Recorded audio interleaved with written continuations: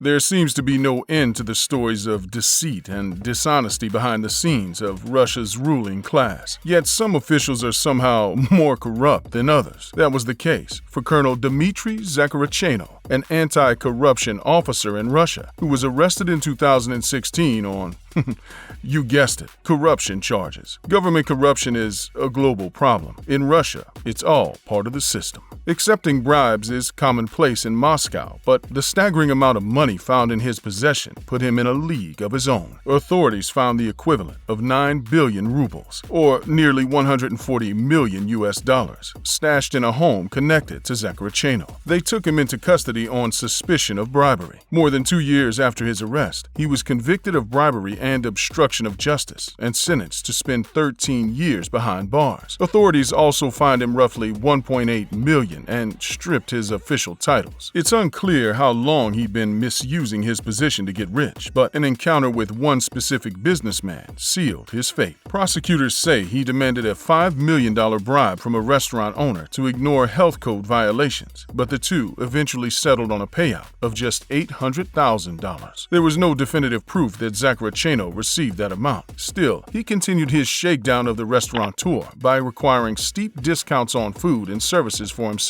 and at least one other individual. Throughout the scheme, he saved the equivalent of $46,000, which led to his conviction on a single bribery count. He also tipped off one prominent banker of an ongoing criminal probe into a high-profile client. Police soon zeroed in on his sister's home, where they found a massive stockpile of cash. The discovery of various currencies with a combined value of about 139 million led to additional bribery and embezzlement charges. Although there is always money flowing from one source to another in Russia, its economic system bears little resemblance to the free market capitalism preferred in America. Some describe it as market feudalism, which pits different groups of people against each other to rise through the nation's social ranks. In the end, it was probably this framework that resulted in Zakharachenko's downfall. Russia's Federal Security Service had already been working to decrease the number of illegal goods traveling to and from the nation when agents discovered that he had millions stashed away in foreign bank accounts. Such contraband is a major part of Russia's shadow economy, as powerful brokers arrange for the black market resale of goods that would otherwise be subject to high tariffs or import taxes. Since most of the institutions involved have rules in place to prevent business deals with foreign political operatives, it wasn't apparent how Zakharachenko even opened these accounts. Russian authorities, however, weren't too concerned over the details of his criminal enterprise. Instead, they remained laser-focused on reclaiming millions of dollars and returning that money to the Kremlin. This investigation enriched Russia's ruling class, but it also gave the oligarchs something arguably even more important in the feudalist system: power. So, what led to the rampant spread of corruption throughout Russia? Most of it can be traced back to the end of the Soviet Union in 1991. At that time, the elite ruling class looked for ways to safely tuck their cash away. This process involved the widespread and fraudulent use of personal banking accounts in Western nations to launder money amassed during the Cold War. Moving cash around allowed the ruling class, or oligarchy, to flourish, even as ordinary Russians suffered under extreme poverty. As the chasm between the elite and the commoners grew wider, powerful oligarchs saw an opportunity to profit from their corruption. When Vladimir Putin became president, the problem only got worse. By 2004, Russia had sank to number 126 in the annual Corruption Perceptions Index,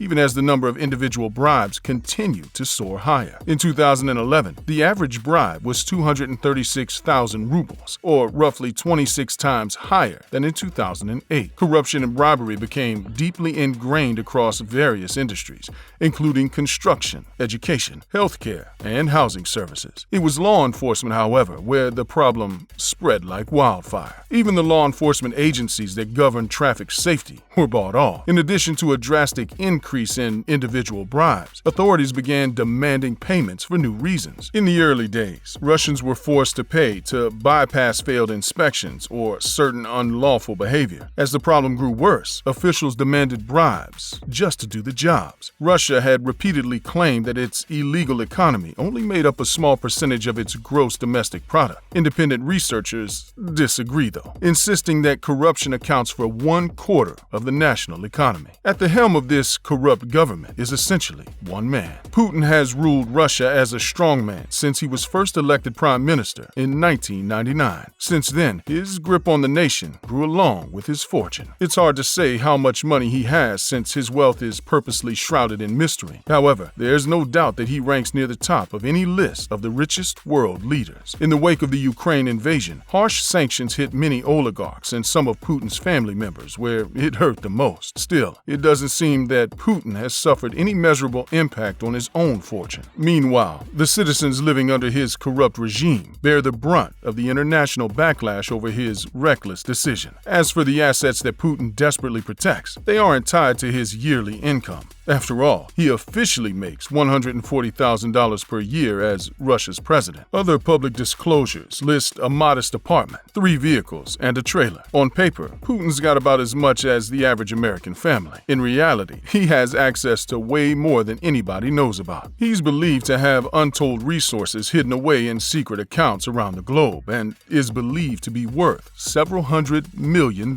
One investigation in 2012 put that number at a whopping $40 billion. Much of that money came out of his close association with massive Russia-based corporations, particularly gas giants Gazprom and Surgutnev Gas. Official Kremlin sources downplay the outrage over his immense wealth. He allegedly uses bank accounts of various associates and friends to store his money, and his representatives deny that he controls any illegal foreign accounts. In practical terms, Putin's wealth might be impossible to express accurately. Like those who work under him, he's been accused of demanding payoffs from wealthy oligarchs. Furthermore, critics say he doesn't believe it's necessary to possess cash or property to consider it his own. Sergei Pugachev, a wealthy Russian who had been exiled from the country, affirmed in 2015 that Putin counts every resource within Russian borders as part of his empire. For anyone wondering where Russia's oligarchy got the idea to start demanding payoffs from citizens, just look at the example set by the president. In 2003, Russia's richest resident was arrested, and the development gave Putin an opening to start shaking down other wealthy elites. According to reports, nearly 24 oligarchs went directly to the Kremlin to ask how they could avoid their own jail time. The answer was pretty clear: hand over half your money. While the oligarchs maintained a disproportionate amount of wealth, Putin spent it as he pleased. He instructed them to put their money into real estate, financial funds, and similar vehicles to create a complex network of investments that would make it difficult, if not impossible, to determine how rich he really is. The sanctions placed on Russian institutions and oligarchs by the US and other Western nations don't directly name Putin. Still, he's indirectly impacted by these restrictions since his wealth intertwines with virtually every facet of his country. Following Putin's lead, countless powerful Russians engage in corruption to get rich. A prime example involves Vyacheslav Geyser, who was a fierce Putin loyalist as he rose through the ranks to become governor of the Komi Republic. He faced tons of charges related to a criminal enterprise that officials accused him of running. Several prominent Russians were allegedly involved in a complex scheme. Some associates stayed with Geyser since he was an influential banker in the early 2000s. After being named governor in 2010, he became one of Putin's favorite politicians and looked for ways to profit from his position. According to prosecutors, his scheme included establishing an organized crime ring with at least 15 businesses and government leaders. Authorities conducted raids on their homes and found an array of expensive possessions and evidence of cash deposited in foreign banks. Geyser and the others allegedly involved in the illicit activity were skimming cash off the top of various lucrative government-owned industries, including dairy and lumber. In one case, investigators said that one of the governor's top associates orchestrated the bankruptcy of one profitable lumber company, only to turn it over to a firm headquartered in St. Petersburg. This scheme caught the attention of regulators and led to a probe that uncovered similar actions involving other Russian businesses. Of course, Geyser is just one in a long line of governors accused of contributing to Russia's corrupt epidemic. The Kremlin is more than willing to look the other way most of the time. But if these crimes become a distraction from Putin's agenda, politicians and oligarchs can expect harsh sentences for their crimes. The charges against Geyser warned other corrupt officials that their illegal actions couldn't cost Putin or the Kremlin any money. After all, the Komi Republic begged for cash despite being rich in natural resources. When the governor's criminal enterprise translated to an economic downturn, even being a prominent Putin cheerleader wasn't enough enough to save him. The Corruption Perceptions Index makes it easy to gauge where Russia stands compared to other nations around the world. Each year, analysts take a look at a wide range of data and assign 180 nations a score of between 0 and 100. The lower the score, the more corrupt a country is said to be. The average score is 43, so it's clear from Russia's score of 29 that it's more corrupt than most other countries. They tie with Angola, Liberia, and Mali near the bottom of the list, ranking 136th. On the other end of the spectrum, Denmark, Finland, and New Zealand tied for first place. Each country boasts a score of 88 on the index. Russia might be near the bottom, but many other countries are even more corrupt. South Sudan ranks dead last with a horrendous score of 11. Two other countries, Syria and Somalia, aren't any better. Both of them have an index score of 13. For comparison, the United States ranks higher than average with a score of 67. That rating is enough for a tie with Taiwan to put America in 27th place overall.